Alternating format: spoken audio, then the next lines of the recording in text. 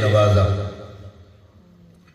اللہ نے اپنی بارگاہ سے اپنے سارے پیغمبروں، رسولوں، نبیوں کو کمال کمال کے معجزات، حضرت آدم علیہ السلام سے لے کر حضرت عیسیٰ روح اللہ تک 1.25 لاکھ نبیوں کو رب نے جتنی عظمتیں عطا فرمائی وہ ساری اکٹھی فرما کر ساری عظمتیں، سارے حسن، سارے اوصاف، سارے انبیاء کے کمالات کم کسی نبی کو نہیں دیا۔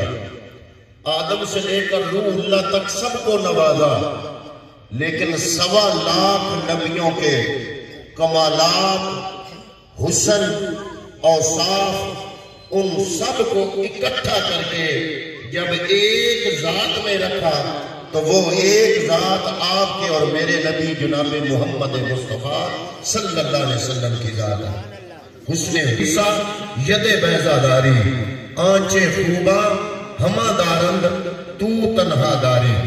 حضرات محترم، اللہ رب العالمین نے انبیاء کو طرح طرح کے معجزات عطا فرمائے۔ ہر نبی جس زمانے میں آیا کمال کے معجزات لے کے جلوہ گر ہوا، لیکن تمام انبیاء کے جتنے بھی محاسن و کمالات تھے اللہ رب العالمین نے وہ سارے اکٹھے کیے، اکٹھے کر کے ایک دانہ روزگار میں رکھے۔ اور وہ کون ہے؟ وہ 1.25 لاکھ نبیوں کا امام، کائنات کا تاجدار، شافع روز شمار، نبی بے مثال، آمنہ کا لال، جناب محمد مصطفیٰ صلی اللہ تعالیٰ علیہ وسلم کی ذات اقدس ہے۔ اور حضرات محترمان، مسلمان جانتا ہے کہ رب نے ہمارے پیغمبر کو جو کمالات عطا فرمائے، انگلی اٹھی تو چاند ٹکڑے ہو گیا، انگل اٹھی تو سورج واپس پلٹا۔ حضور نبی کریم نے اپنی انگل سے اشارہ فرمایا تو درخت چلنے لگ گیا۔ آپ کے ان پوروں سے جو چشمے نکلے ان سے 1400 کا لشکر جو ہے وہ سیراب ہو گیا۔ بخاری شریف کی روایت کے اندر طرح طرح کے معجزات اللہ رب العالمین نے اپنے محبوب کو عطا فرمائے۔ میں یہ عرض کرتا ہوں کہ جناب چاند ٹکڑے کرنا بڑا کمال ہے، سورج پلٹانا بڑا کمال ہے، درختوں کو بلا لینا بڑا کمال ہے، پتھروں کو زبان عطا کرنا بڑا کمال ہے۔ اللہ کے محبوب نے کسی بے جان کی طرف اشارہ کیا، وہ بھی بولنے لگ گیا، جانور آ کے سجدہ کرتے رہے، آپ کے ساتھ بولیاں بولتے رہے۔ یہ سارے کمالات ہیں، لیکن میں سب سے بڑا کمال جو مصطفیٰ کریم صلی اللہ علیہ وسلم کا سمجھتا ہوں حضرات محترم اس کائنات کے اندر، کہ اللہ رب العالمین نے اپنے محبوب کو جو خلق عظیم عطا فرمایا تھا، اللہ نے اپنے محبوب کو خلق عظیم عطا کر کے اس کائنات کے اندر جو معجزہ سب سے کمال کا معجزہ محبوب کو عطا فرمایا کہ حضور کے آنے سے پہلے جو انسان جانوروں سے بدتر زندگی گزار رہا تھا، کملی والے کے دامن کے ساتھ جڑتے گئے تو اتنا مقام بلند ہو گیا کہ اللہ کے آسمانوں کے فرشتے بھی ان صحابہ کرام پر رشک اور ناز کرنے لگ پڑے۔ نعرہ تکبیر، نعرہ رسالت، نعرہ تحقیق، نعرہ حیدری۔ چاند ٹکڑے کرنا بڑا معجزہ، سورج پلٹانا بڑا معجزہ، پتھروں کو گویائی عطا کرنا بڑا معجزہ، بادلوں کا ساتھ سفر کرنا بڑا معجزہ، بڑے بڑے معجزات ہیں۔ لیکن کائنات کے تاجدار نے تھوڑی سی زندگی مکے اور مدینے کے اندر 23 سال جو گزاری، اس کے اندر اتنی مختصر سی زندگی گزار کے وہ لوگ جو جانوروں سے بدتر زندگی گزار رہے تھے ان کو انسانیت کی معراج تک پہنچایا تو مصطفیٰ کریم صلی اللہ علیہ وسلم نے پہنچایا۔ اور دوسرا سب سے بڑا معجزہ جتنے بھی انبیاء شریعتیں لے کر آئے، پیغمبر آئے، لیکن کسی نبی کے امتی 100، کسی کے 1000، کسی کے لاکھ، کسی کے کروڑ، اس سے آگے کوئی نہیں۔ اور جتنے انبیاء جتنی شریعتیں لے کے آئے، کسی نبی کو یہ سعادت نہیں ملی کہ وہ اپنی لائی ہوئی شریعت کو معاشرے کے اندر اس کا عملی نمونہ آنکھوں سے دیکھ سکے۔ لیکن محبوب کریم کو رب نے جو سب سے بڑا معجزہ عطا فرمایا وہ یہ ہے، حضور نبی کریم صلی اللہ علیہ وسلم جو شریعت لے کر آئے، حضرات محترم جب آپ کی آخری نماز تھی اور حضرت جناب سیدنا صدیق اکبر کو حکم فرمایا کہ مرو ابا بکر فلیصلی بالناس، میرے یار کو حکم کرو کہ میری طبیعت خراب ہے، میری آخری بیماری ہے، میں تو مصلی امامت تک جا نہیں سکتا، مرو ابا بکر فلیصلی بالناس، ابو بکر کو حکم کرو کہ مصلی امامت پہ کھڑا ہو کے تمام صحابہ کرام رضوان اللہ تعالیٰ علیہ مجمعین کا امام بن کے پوری امت کو نماز پڑھائے۔ حضرت ابو بکر صدیق نے جماعت شروع کی، جناب سیدنا صدیق اکبر نماز پڑھا رہے ہیں، حضور کے دل میں خیال آیا کہ میں دیکھوں کہ میرا یار اپنی یاروں کی امامت کرتا، میری ساری امت کی امامت کرتا، امام بنتا، کیسے نظر آتا ہے؟ حضور نبی کریم صلی اللہ علیہ وسلم بڑی مشکل سے اپنے بستر سے اٹھے، شدید تکلیف ہے، بہت درد کا عالم ہے، شدید بخار ہے، سر درد انتہا کا ہے، کملی والے اپنی چارپائی سے اٹھے اور آہستہ آہستہ چلتے چلتے اس دروازے پر آئے جس دروازے کے اوپر پردہ لٹکا ہوا تھا۔ کملی والے نے جب پردہ ہٹایا تو کیا دیکھا؟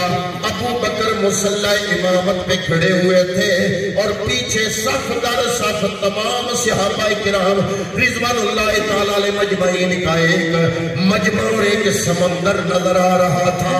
حضور نبی کریم کی نگاہ جب اور اس سمندر پر پڑی، آپ کے چہرے پہ مسکراہٹ آ گئی اور مسکرا پڑے اور حضور اللہ کا شکر ادا کر رہے ہیں کہ رب العالمین۔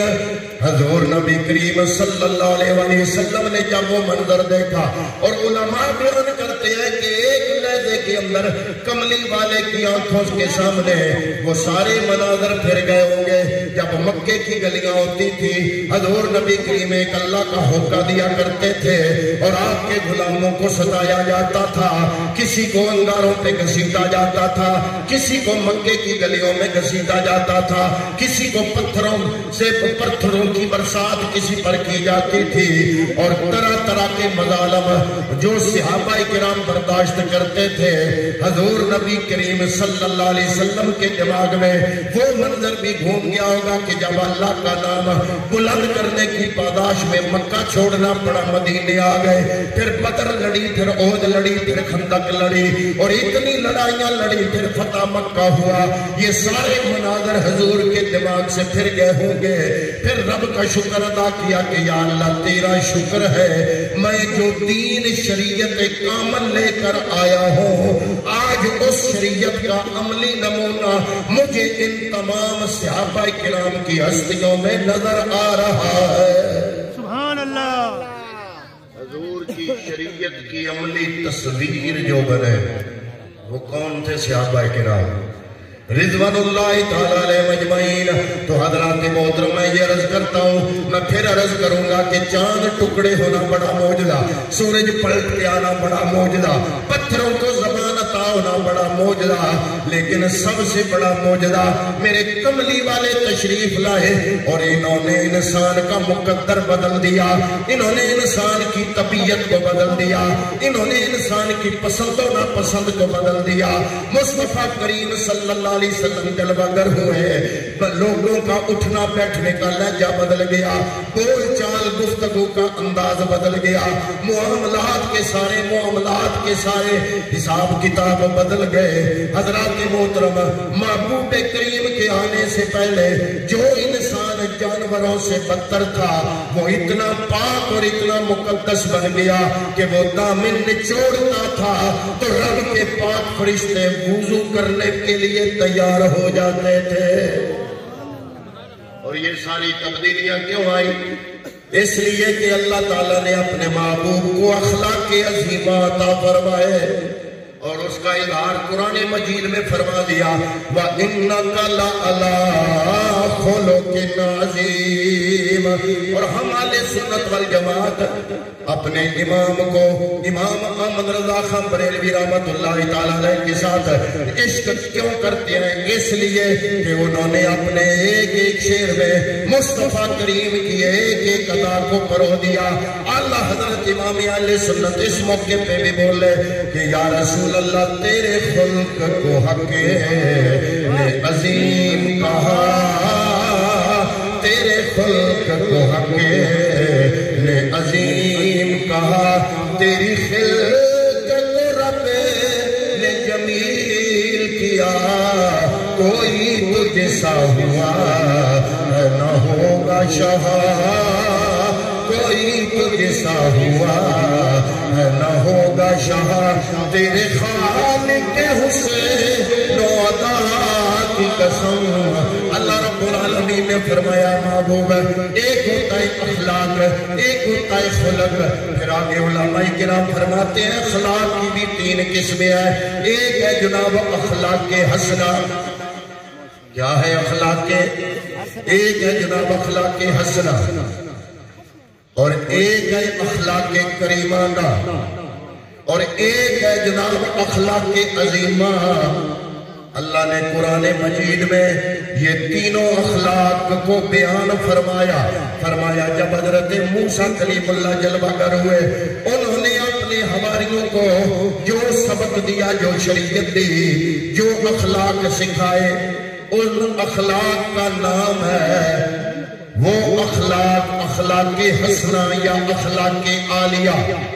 وہ تھے اخلاق عالیہ جو موسیٰ کلیم اللہ نے اپنی قوم کو سکھائے، اور حضرت عیسیٰ روح اللہ آئے تو اللہ نے آپ کو جو اخلاق دیے ان کا نام ہے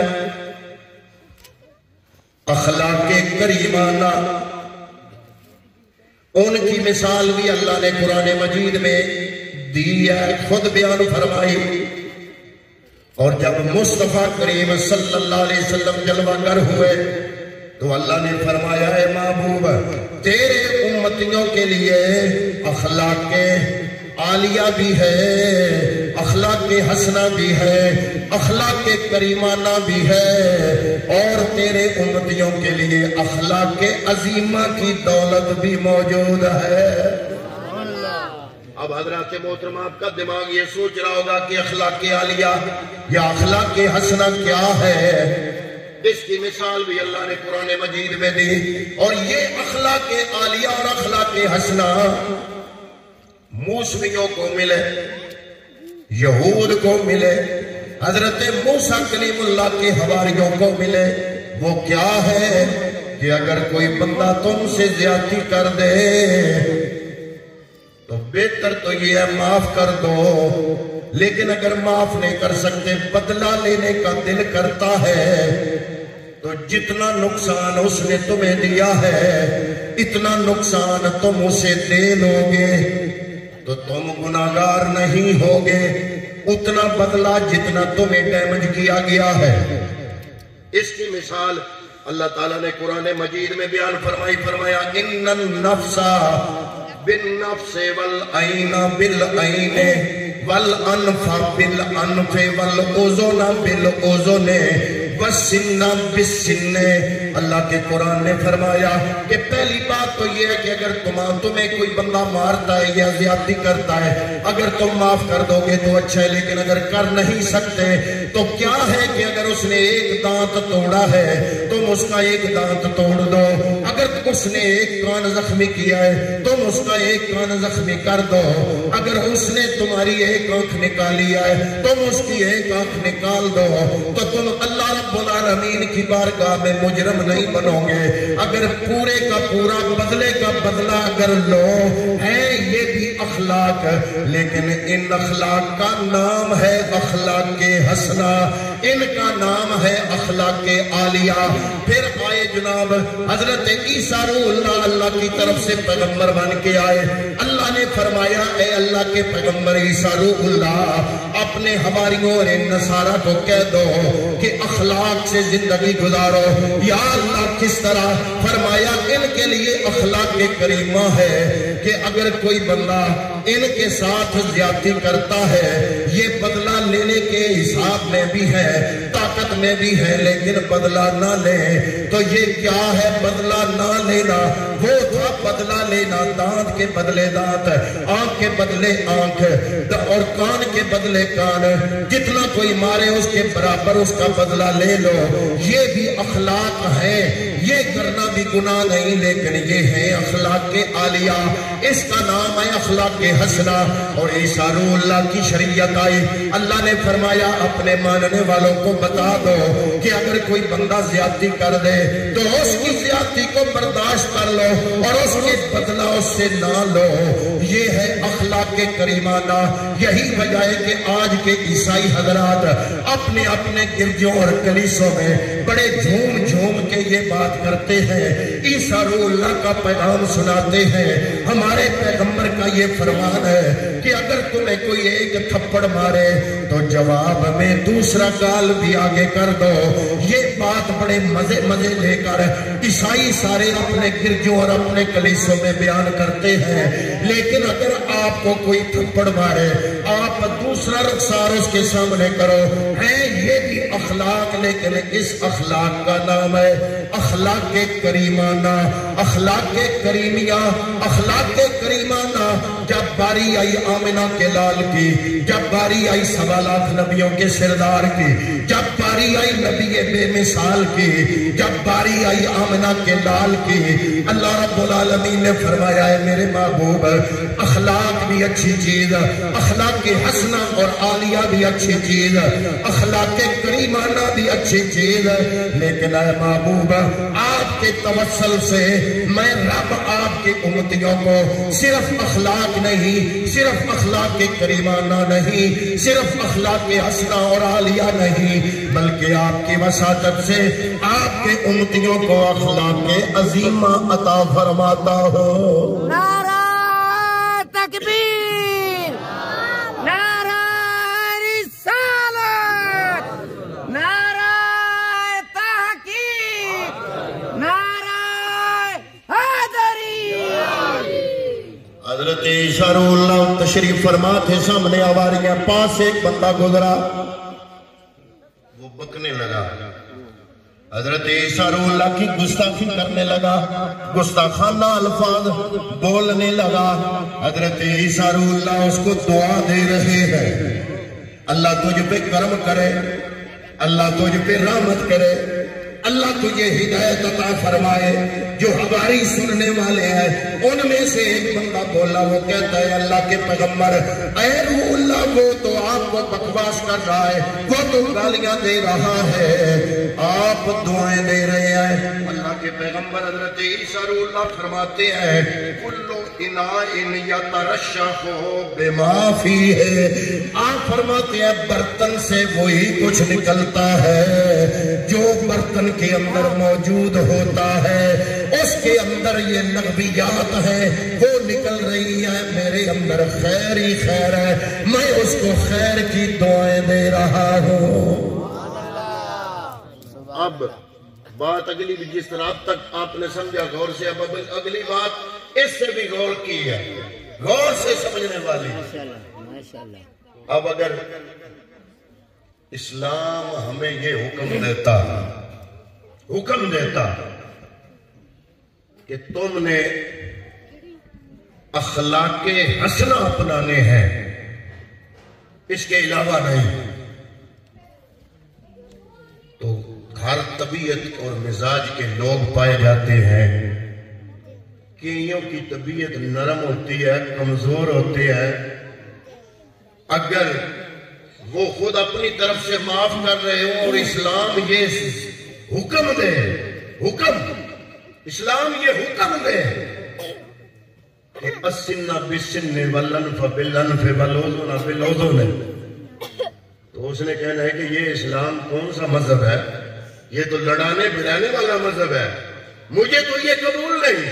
اور اگر ایک بندہ پاورفل ہو, صحیح طاقت والا, جرت والا, بہادر ہو, اس کے ساتھ کوئی زیادتی کر دے اور اسلام یہ حکم دے کہ حسنہ نہیں, عالیہ نہیں, کریمانہ اپناؤ, تو اس نے کہنا ہے کہ میں گویا نیچے رکھ کے زندگی گزاروں. اسلام نے تو مجھے بزدل بنا دیا, اسلام نے مجھے بزدل بنا دیا. اب حضرات محترم میں 2 شریعتوں کی بات پیچھے کر آیا ہوں, یہ تیسری شریعت ہے. موسیٰ علیہ السلام کی شریعت میں اخلاق حسنہ, اخلاق عالیہ. عیسیٰ اللہ کی شریعت میں اخلاق کریمانہ.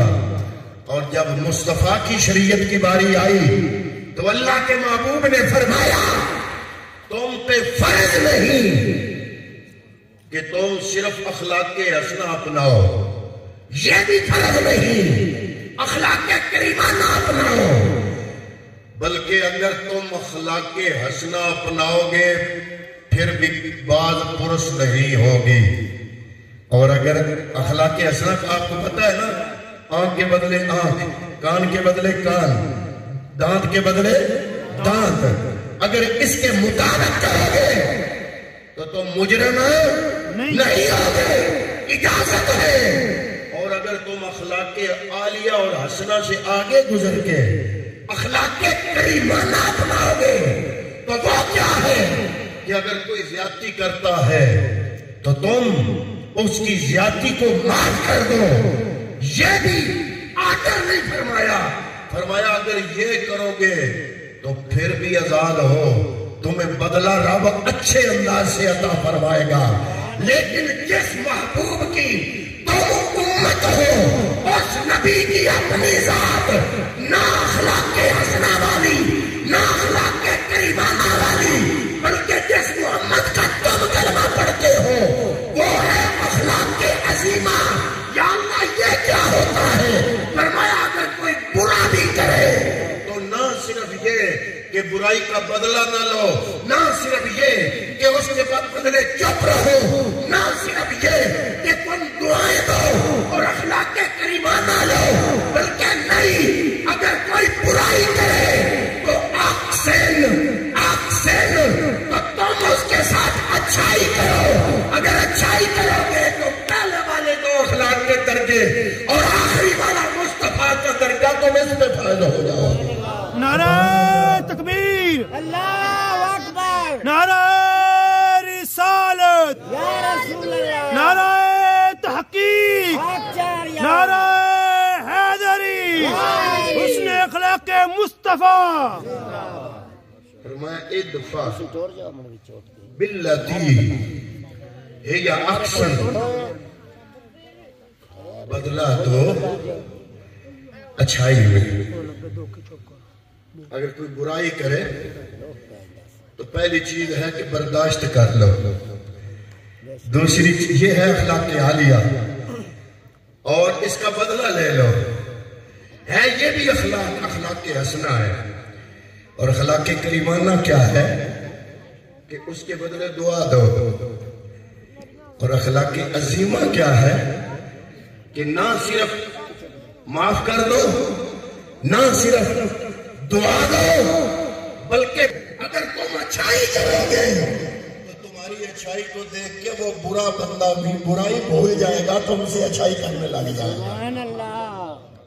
مصطفیٰ کریم صلی اللہ علیہ وسلم جن کا ہم میلاد مناتے ہیں ان کا سب سے بڑا معجزہ کہ کوئی اخلاق عظیمہ لے کر آیا, کوئی اخلاق عالیہ لے کر آیا, کوئی اخلاق حسنہ لے کر آیا,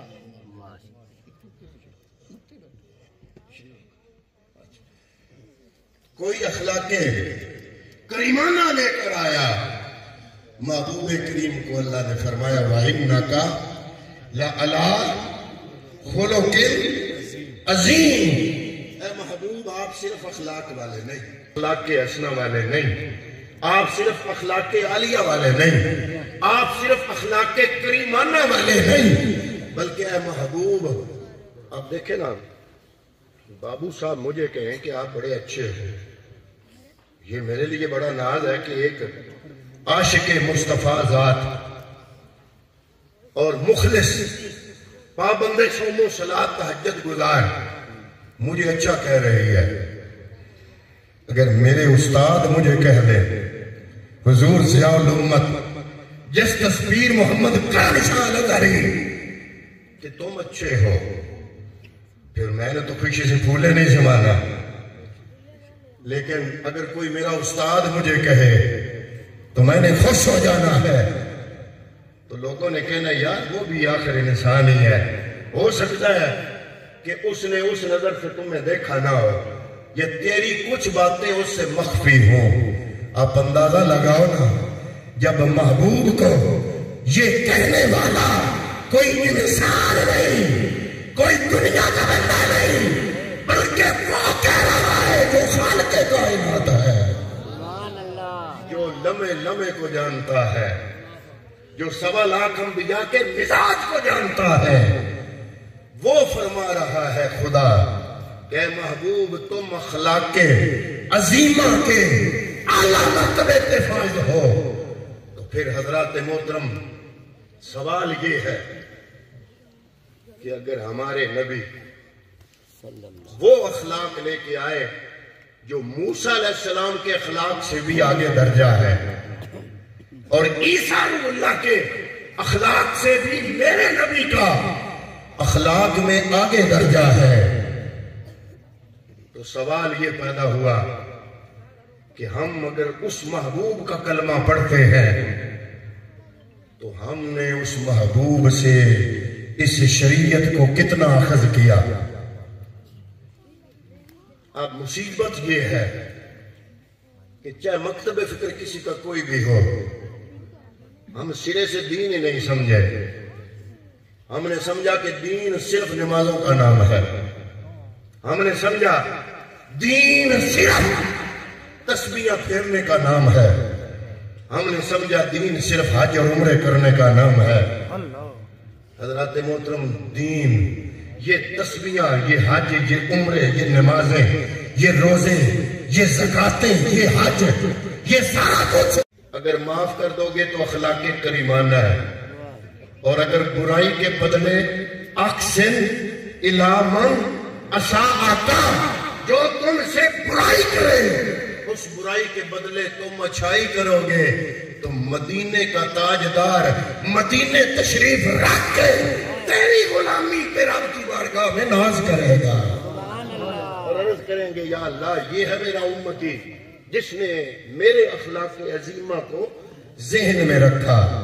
تو حضرات محترم، ایک حضور کی محفل سجی ہوئی ہے، صحابہ بیٹھے، ایک صحابی اوپر سے آ گئے، حدیث پاک سنانے لگا۔ حضور نے اس صحابی کا نام لیا، نام لے کے فرمایا تم جنتی۔ سبحان اللہ، سبحان ایسے اللہ۔ بیٹھے ہیں صحابہ، حضور تشریف فرمایا، اوپر سے ایک صحابی آیا، حضور نے اس کا نام لیا، فرمایا اے فلاں تم جنتی ہو، تم جنتی ہو۔ اب دوسرے صحابی کہتے ہیں مجھے جستجو لگ گئی، جب حضور کی محفل ختم ہوئی وہ گھر گیا، میں بھی پیچھے پیچھے۔ صحابہ کرام کتنے مشتاق تھے جنت کے، اور کتنے مشتاق تھے رب اور رب کی رضا حاصل کرنے کے اور مصطفیٰ کو راضی کرنے کے۔ وہ فرماتے ہیں کہ میں چپ کے پیچھے پیچھے، جب وہ گھر میں داخل ہونے لگے تو میں نے کھنکھار کے گلا صاف کیا، ان کو متوجہ کیا، وہ پیچھے مڑے، انہوں نے کہا کہ مجھ سے کوئی کام ہے؟ تو میں نے عرض کیا حضور 3 دن آپ کا مہمان بننا چاہتا ہے۔ اللہ سبحان اللہ، کیا بات ہے۔ صحابی سے عرض کرنا ہے حضور 3 دن آپ کا مہمان بننا چاہتا ہوں۔ فرمایا ٹھیک ہے، میرا گھر تیرے لیے حاضر ہے۔ 3 دن رہے صرف اس نیت سے کہ میں ان کے شب و روز کے معمول کو دیکھوں گا۔ 8 رکعتیں تو تہجد میں بھی پڑھتا ہوں، یہ کتنی پڑھتے ہیں؟ نمازیں تو میں بھی پڑھتا ہوں، یہ کتنی پڑھتے ہیں؟ کہ پیغمبر اکرم، یہ کوئی چھوٹا کام تھا کہ حضور دنیا میں ہی ایک بندے کا نام لے کے کہہ دیں کہ تم جنتی ہو؟ یہ بہت بڑا انعام تھا۔ جو چیز مرنے کے بعد ملنی ہے وہ بھی مرنے کے بعد فوری نہیں، حساب کتاب ہونے کے بعد بندے کو پتہ چلنا ہے کہ میں جنتی ہوں یا جہنمی ہوں۔ وہ پیغمبر اکرم نبی آخر الزمان اللہ نے اتنا علم دیا تھا کہ یہاں زمین پہ رہتے ہوئے پتہ ہوتا تھا کون جنتی ہے کون جہنمی ہے۔ فرمایا تم جنتی ہو، اتنی بڑی بات۔ تو وہ صحابی عرض کرتے ہیں حضور، اس صحابی کو عرض کرتے ہیں کہ میں 3 دن آپ کا مہمان بننا چاہتا ہوں۔ 3 دن مہمان رہے، دن کو بھی رہے رات کو بھی رہے، معمولات دیکھتے رہے۔ جب تیسرا دن ہوا تو عرض کرتے ہیں حضور آج میں نے جانا ہے، لیکن میں حیران ہوں کہ میرے پیغمبر نے آپ کو جنتی ہونے کی بشارت دی تھی۔ میں اس تلاش میں آیا تھا کہ میں دیکھوں کہ کون سی ایسی چیز ہے جو ہم میں نہیں اور آپ میں ہے، تاکہ میں بھی وہ اپنی زندگی میں اپنا لوں۔ تو محسوس نہ کرنا میں نے کوئی چیز نہیں دیکھی، جتنے نمازی آپ ہیں اتنا میں بھی ہوں، جتنے تہجد آپ پڑھتے ہیں اتنا میں بھی پڑھتا ہوں، جو اور عبد و وظائف آپ کرتے ہیں اتنا میں بھی کرتا ہوں۔ وہ مسکرائے۔ اب سننا بات، صحابی رسول کی بات، وہ مسکرائے۔ انہوں نے فرمایا کہ بات تمہاری درست ہے، عبادتیں تمہاری بھی وہی ہیں جو میری ہیں، یہ فرق عبادتوں سے نہیں پڑا۔ انہوں نے کہا پھر کس سے پڑا؟ انہوں نے کہا کہ جب میں رات کو سونے لگتا ہوں تو میں رب کی بارگاہ میں عرض کرتا ہوں یا اللہ آج دن میرے سے جس نے زیادتی بھی کی، میرے دل میں کسی کا کوئی کینہ نہیں، تیری رضا کے لیے میں ان کو معاف کرتا ہوں۔ وہ کہتے ہیں کہ میں رات سونے سے پہلے میں معاف کر کے سوتا ہوں۔ اللہ نے فرمایا کہ تم میری مخلوق کو معاف کرتے ہو، میں زمین پر چلتے ہی تیرے جنتی ہونے کا اعلان کسی اور بندے سے نہیں، 1.25 لاکھ نبیوں کے امام محمد عربی سے کرا دوں گا۔ کینہ دل میں نہ رکھو، سب سے بڑا دین یہ ہے۔ سجدے تو پتہ نہیں کم ہوئے تو رب معاف کر دے، تہجد شاید نہ ہوئے تو رب معاف کر دے۔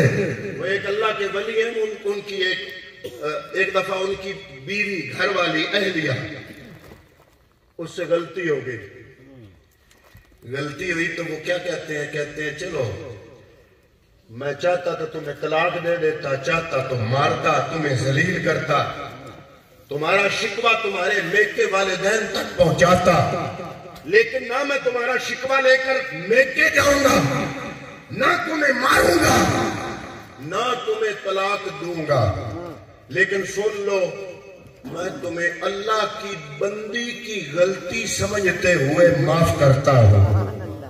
کچھ عرصہ گزرا، وہ فوت ہو گئے۔ دوسرے ولی کامل فرماتے ہیں مجھے خواب میں ملے تو جنت میں سیر کر رہے ہیں، تو میں نے پوچھا کہ حضرت جنت میں ہو، کس طرح جنت میں آ گئے؟ انہوں نے کہا عبادتوں کی وجہ سے نہیں، رب نے اعلان کیا تم نے میری بندی ہونے کی وجہ سے بیوی کی غلطی کو طلاق نہیں دی، مارا نہیں، شکوہ نہیں کیا، شرمسار نہیں کیا، مارا نہیں، تم نے میری بندی ہونے کی وجہ سے تم نے زمین پر اسے معاف کر دیا، میں نے تجھے اپنا بندہ ہونے کی وجہ سے میں نے تیرے سارے گناہ معاف کر کے تجھے جنت عطا فرما دی۔ فرمایا وَإِنَّكَ لَعَلَىٰ خُلُقٍ عَظِيمٍ۔ حضور نے فرمایا اکمل المؤمنین ایمانا احسنہم خلقا۔ پوچھا گیا یا رسول اللہ آپ کے امتیوں میں سب سے اچھا کون ہے؟ فرمایا میرے امتیوں میں ہی نہیں، اکمل المومنین جتنے بھی مومن ہیں ان سب میں جو سب سے اکمل ہے، جو سب سے مکمل ہے، جس کا ایمان ہے، فرمایا اکمل المؤمنین ایمانا احسنہم خلقا۔ میرے امتیوں میں وہ بندہ اتنا ہی کامل ایمان والا ہے جتنے اچھے اخلاق والا ہے۔ آج تو ہم نیکی بھی کرتے ہیں تو کچھ لوگوں کو تکلیف دے کے کرتے ہیں.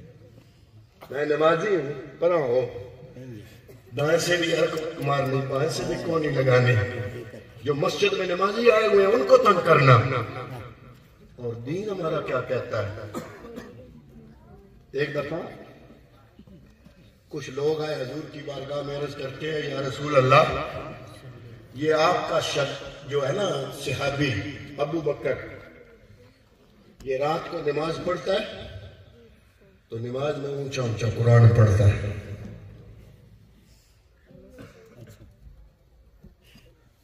یہ ہمیں سونے نہیں دیتا. حضور نے سر نیچے کیا کہ میں یار کو کیسے منع کروں. پڑھ کیا رہا ہے قرآن. اللہ نے جبریل بھیجا، حرکت سدرا پہ ہو گئی. سبحان اللہ. فرمایا جبریل جاؤ. اب جبریل قرآن کی آیت لے کے آیا.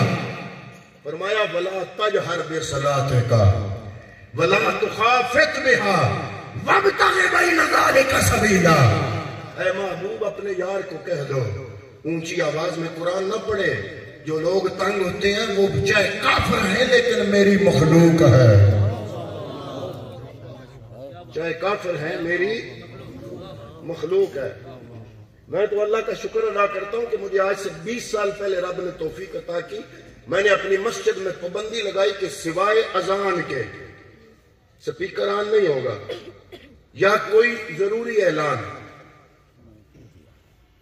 اب قاری صاحب بچوں کو بلاتے ہیں، ہر مسجد میں بچے پڑھتے ہیں. اہل سنت والجماعت کی 20-25 مساجد ہیں پورے رکن میں، ہر مسجد میں بچے پڑھتے ہیں.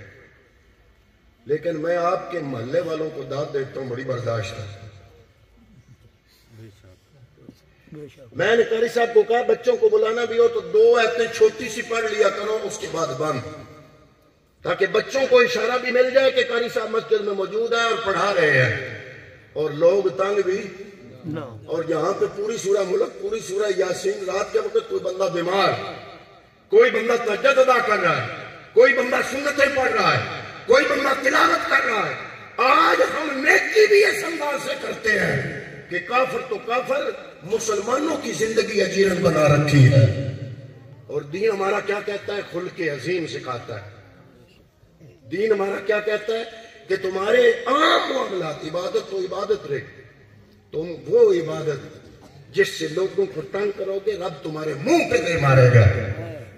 اب یہ وہ پرانا تصور کہ مولویوں کامیاب ہے جڑا چوکھا سپیکر لاوے وہ ختم ہو گیا، وہ کب کا ہے، وہ پرانا تصور ہے. آپ کی خدمت جو دین کی آپ کر رہے ہیں اللہ بھی جان رہا ہے، لوگوں کو بھی پتہ ہے، اللہ قبول فرمائے. لیکن کم از کم لوگوں کے لیے عذاب نہ بنو. اتنا عمل کرو جتنا لوگوں کے لیے تکلیف کا سبب نہ ہو.